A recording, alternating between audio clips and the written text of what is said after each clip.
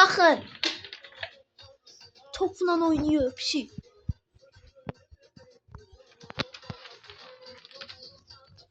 Oy çalımlara bak.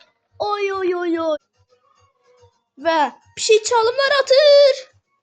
Yenecektir. Ve pişiğin çalımı. Cettir. Pişi.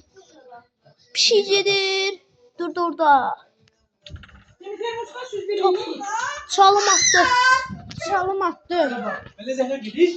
Tamam onu. Ben de sana gidiş. Ben de sana gidiş. Ne pişiyor orada bak. Ve onun çalımı. Pişi çalım eləyir. Pişiğin çalımı ve diyor. Ve bakın çalım eləyir. Oy oy oy oy oy.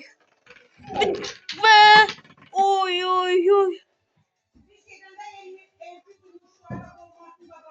Et soğuşurdu. Kebapını da. Benim yok. Ve oynayır bir şey. Bir şey zərbe indirəcək. Benim nerede denek almasın. Benim gelen de almaz. Ve oy oy oy oy oy oy oy oy. Abdullah Zubir'di bu. Karıştıracağım. Karıştıracağım. Ha? Neyi? Alayım canımdan. O iyi be. Bakın uşaqlar, buradadır bir şey. Ve çıktı. Ve gelir.